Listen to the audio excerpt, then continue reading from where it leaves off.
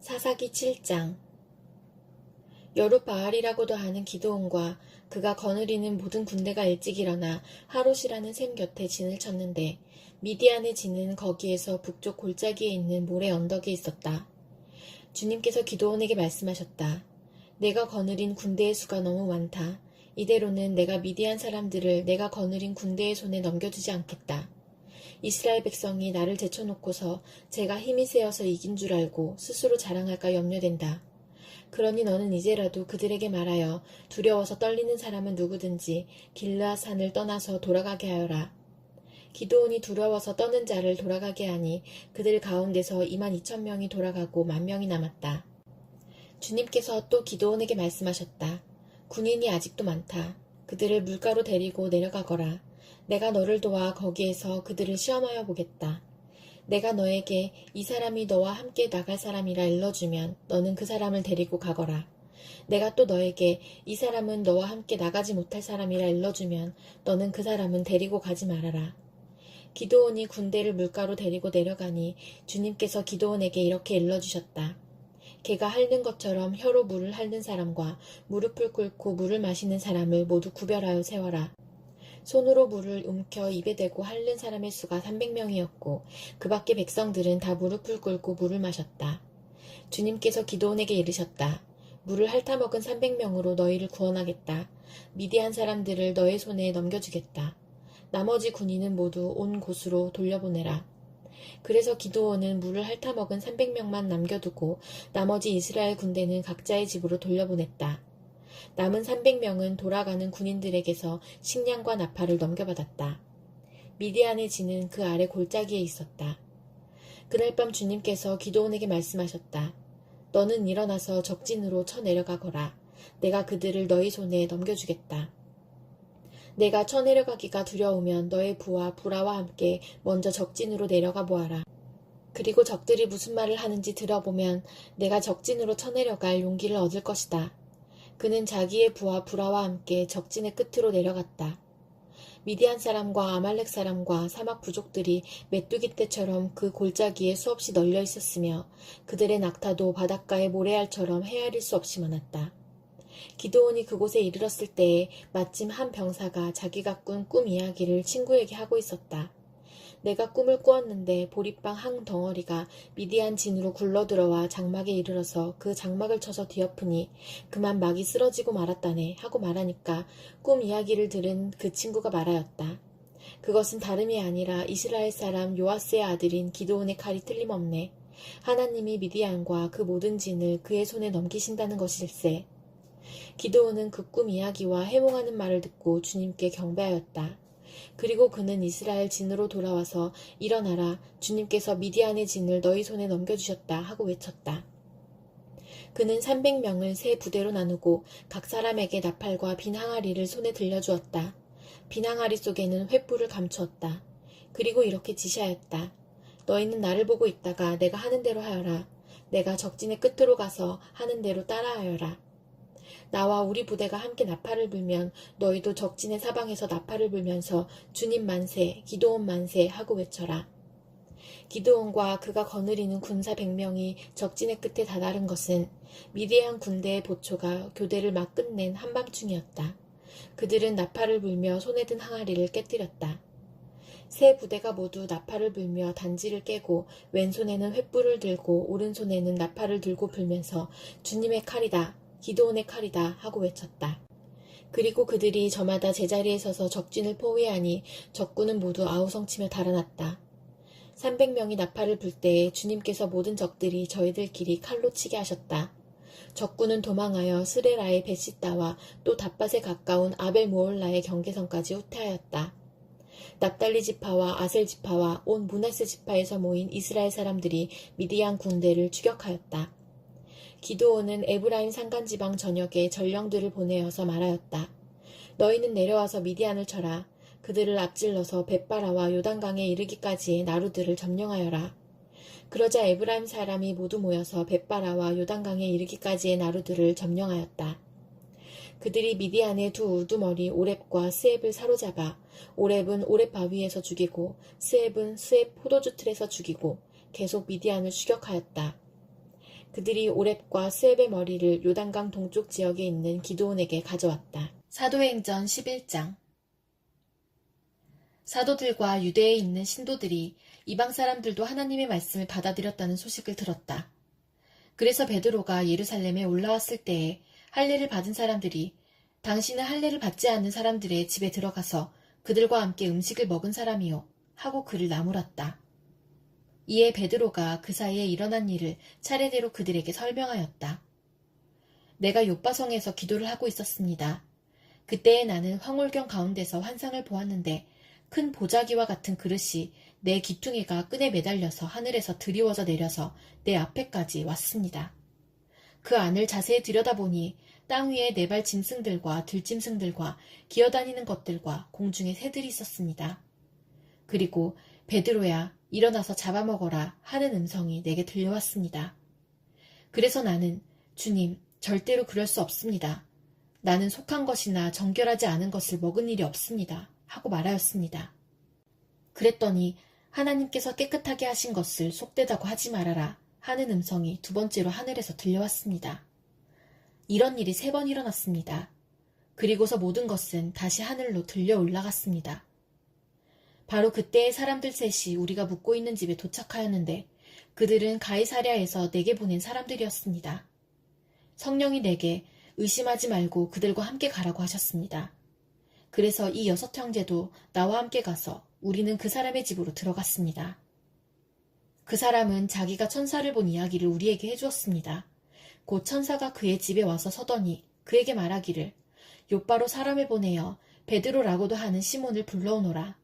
그가 내게 너와 내 온 집안이 구원을 받을 말씀을 일러줄 것이다 하더라는 것입니다. 내가 말을 하기 시작하니 성령이 처음에 우리에게 내리시던 것과 같이 그들에게도 내리셨습니다. 그때에 나는 요한은 물로 세례를 주었지만 너희는 성령으로 세례를 받을 것이다 하신 주님의 말씀이 생각났습니다. 그러므로 하나님께서는 우리가 주 예수 그리스도를 믿을 때에 우리에게 주신 것과 같은 선물을 그들에게 주셨는데 내가 누구이기에 감히 하나님을 거역할 수 있겠습니까? 이 말을 듣고 그들은 잠잠하였다. 그들은 하나님께 영광을 돌리고 이제 하나님께서는 이방 사람들에게도 회개하여 생명에 이르는 길을 열어주셨다 하고 말하였다. 스데반에게 가해진 박해 때문에 흩어진 사람들이 페니키아와 키프로스와 안디옥까지 가서 유대 사람들에게만 말씀을 전하였다. 그런데 그들 가운데는 키프로스 사람과 구레네 사람 몇이 있었는데 그들은 안디옥에 이르러서 그리스 사람들에게도 말을 하여 주 예수를 전하였다. 주님의 손이 그들과 함께 하시니 수많은 사람이 믿고 주님께로 돌아왔다. 예루살렘 교회가 이 소식을 듣고서 바나바를 안디옥으로 보냈다. 바나바가 가서 하나님의 은혜가 내린 것을 보고 기뻐하였고 모든 사람에게 굳센 마음으로 주님을 의지하라고 권하였다. 바나바는 착한 사람이요 성령과 믿음이 충만한 사람이었다. 그래서 많은 사람이 주님께로 나아왔다. 바나바는 사울을 찾으려고 다소로 가서 그를 만나 안디옥으로 데려왔다. 두 사람은 1년 동안 줄곧 거기에 머물면서 교회에서 모임을 가지고 많은 사람을 가르쳤다. 제자들은 안디옥에서 처음으로 그리스도인이라고 불리었다. 그 무렵에 예언자 몇이 예루살렘에서 안디옥에 내려왔다. 그 가운데 아가보라는 사람이 성령의 감동을 받아서 일어나 온 세계에 큰 기근이 들 것이라고 예언하였다. 바로 그 기근이 글라우디오 황제 때에 들었다. 그래서 제자들은 각각 자기 형편에 따라 몫을 정하여 유대에 사는 신도들에게 구제금을 보내기로 결정하였다. 그들은 그대로 실행해서 바나바와 사울 편에 그것을 장로들에게 보냈다. 예레미야 20장. 임멜의 아들로서 제사장이면서 주님의 성전에서 총감독으로 일하는 바스울이 이렇게 예언하는 예레미야의 모든 말을 듣고서 예언자 예레미야를 때리고 그에게 착고를 채워서 주님의 성전 위쪽 베냐민 대문 근처에다가 가두었다. 다음날 아침에 바스울이 예레미야의 착고를 풀어줄 때에 예레미야가 그에게 이렇게 말하였다. 주님께서 이제는 당신의 이름을 바스울이라 부르시지 않고 마골 미사빕이라고 부르실 것이요. 당신을 두고 주님께서 나에게 이렇게 말씀하셨소. 내가 너를 너와 내 모든 친구에게 두려움이 되게 할 것이니 너는 내 친구들이 원수의 칼에 찔려 쓰러지는 것을 내 눈으로 직접 볼 것이다. 또 내가 유다 백성을 모두 바빌로니아 왕의 손에 넘겨주면 그 왕은 백성을 더러는 바빌로니아로 사로잡아가고 더러는 칼로 죽일 것이다. 또 내가 이 도성의 모든 재물과 그 모든 재산과 그 모든 귀중품과 유다 왕들의 모든 보물을 원수의 손에 넘겨주어서 그들이 모두 약탈하고 탈취하여 바빌로니아로 가져가게 하겠다. 그리고 바수오라, 너와 내 집에 사는 모든 사람은 포로가 되어서 바빌로니아로 끌려갈 것이니 너는 내 거짓 예언을 들은 내 모든 친구와 함께 거기에서 죽어 그곳에 묻힐 것이다. 주님, 주님께서 나를 속이셨으므로 내가 주님께 속았습니다. 주님께서는 나보다 더 강하셔서 나를 이기셨으므로 내가 조롱거리가 되니 사람들이 날마다 나를 조롱합니다. 내가 입을 열어 말을 할 때마다 폭력을 고발하고 파멸을 외치니 주님의 말씀 때문에 나는 날마다 치욕과 모욕거리가 됩니다. 이제는 주님을 말하지 않겠다. 다시는 주님의 이름으로 외치지 않겠다 하고 결심하여 보지만 그때마다 주님의 말씀이 나의 심장 속에서 불처럼 타올라 뼛속에까지 타들어가니 나는 견디다 못해 그만 항복하고 맙니다. 수많은 사람이 수군거리는 소리를 나는 들었습니다. 예레미야가 겁에 질려 있다. 너희는 그를 고발하여라. 우리도 그를 고발하겠다 합니다. 나와 친하던 사람들도 모두 내가 넘어지기만을 기다립니다. 혹시 그가 실수를 하기라도 하면 우리가 그를 덮치고 그에게 보복을 하자 합니다. 그러나 주님은 내 옆에 계시는 힘센 용사이십니다. 그러므로 나를 박해하는 사람들이 힘도 쓰지 못하고 쓰러질 것입니다. 이처럼 그들이 실패해서 그들은 영원히 잊지 못할 큰 수치를 당할 것입니다. 만군의 주님은 의로운 사람을 시험하시고 생각과 마음을 감찰하시는 분이십니다. 내 억울한 사정을 주님께 아뢰었으니 주님께서 그들에게 내 원수를 갚아주십시오. 내가 그것을 보기를 원합니다. 주님께 노래하여라. 주님을 찬양하여라. 주님께서는 억압받는 사람들을 악인들의 권세에서 건져주신다.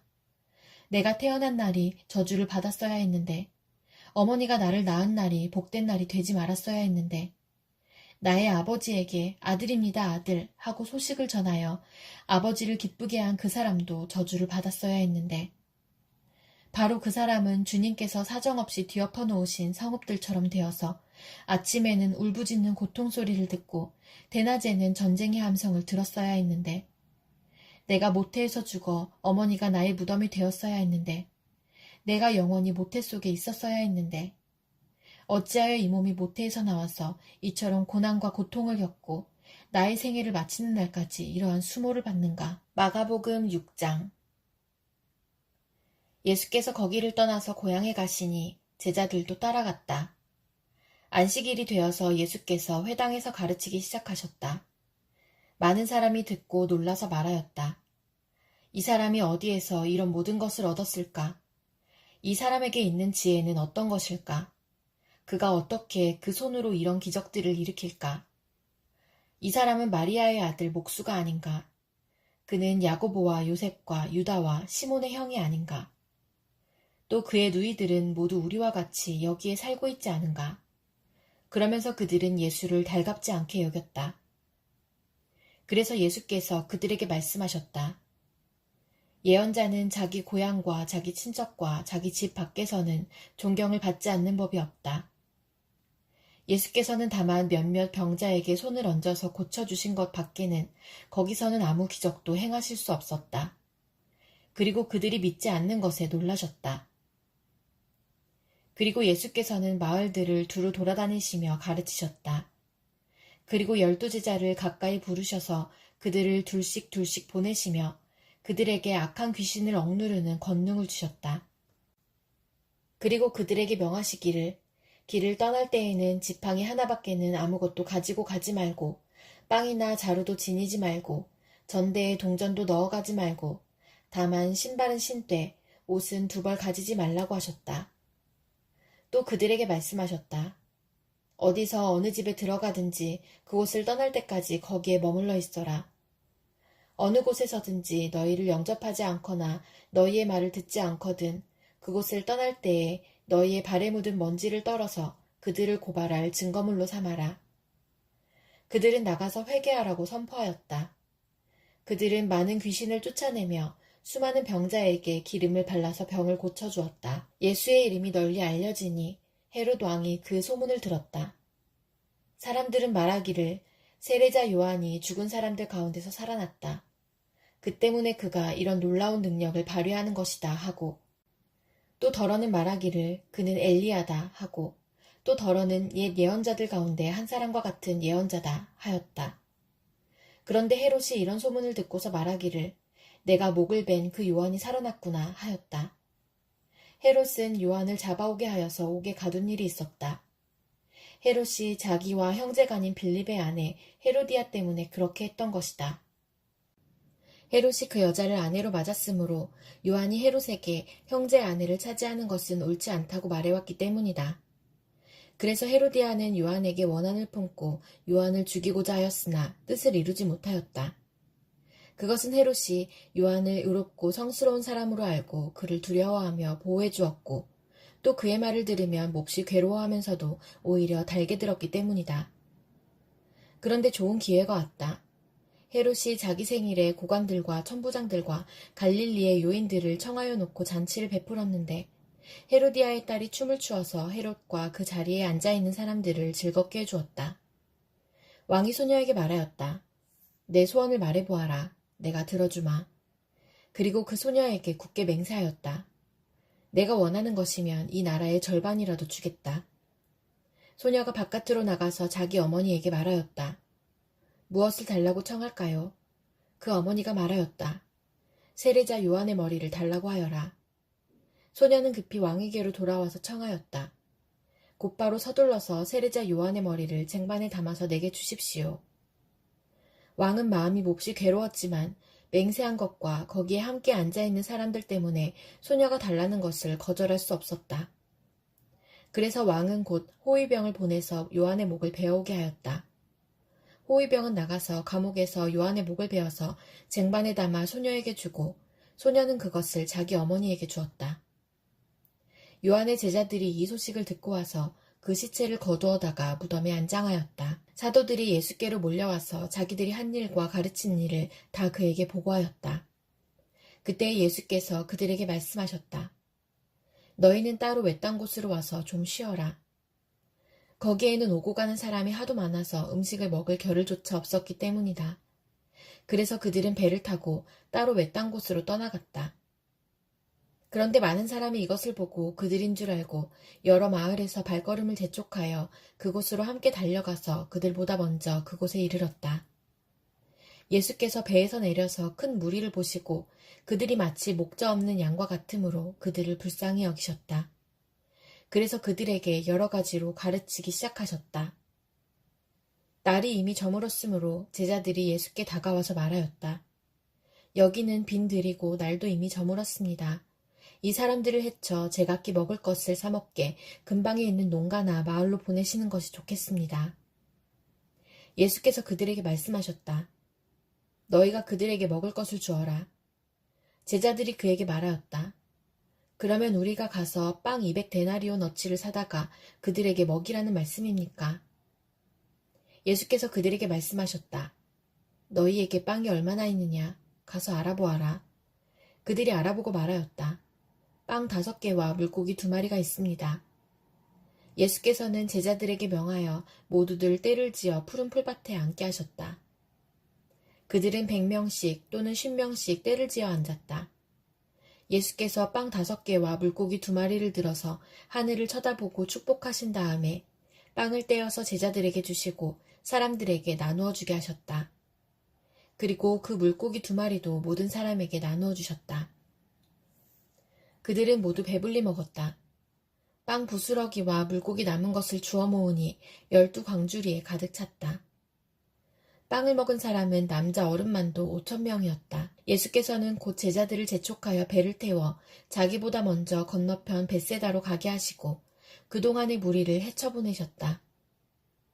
그들과 헤어지신 뒤에 예수께서는 기도하시려고 산에 올라가셨다. 날이 저물었을 때에 제자들이 탄 배는 바다 한가운데 있었고 예수께서는 홀로 뭇에 계셨다. 그런데 예수께서는 그들이 노를 젓느라고 몹시 애쓰는 것을 보셨다. 바람이 거슬러서 불어왔기 때문이다. 이른 새벽에 예수께서 바다 위를 걸어서 그들에게로 가시다가 그들을 지나쳐 가려고 하셨다. 제자들은 예수께서 바다 위로 걸어오시는 것을 보고 유령으로 생각하고 소리쳤다. 그를 보고 모두 놀랐기 때문이다. 그러나 예수께서 곧 그들에게 말씀하셨다. 안심하여라. 나다. 두려워하지 말아라. 그리고 예수께서 그들이 탄 배에 오르시니 바람이 그쳤다. 그래서 제자들은 몹시 놀랐다. 그들은 빵을 먹이신 기적을 깨닫지 못하고 마음이 무뎌져 있었다. 그들은 바다를 건너가서 게네사렛 땅에 이르러 닻을 내렸다. 그들이 배에서 내리니 사람들이 곧 예수를 알아보고 그 온 지방을 뛰어다니면서 예수가 어디에 계시는지 병자들을 침상에 눕혀서 그곳으로 데리고 오기 시작하였다. 예수께서 마을이든 도시이든 농촌이든 어디에 들어가시든지 사람들이 병자들을 장터거리에 데려다 놓고 예수께 그 옷술만이라도 손을 대게 해달라고 간청하였다. 그리고 손을 댄 사람은 모두 병이 나았다.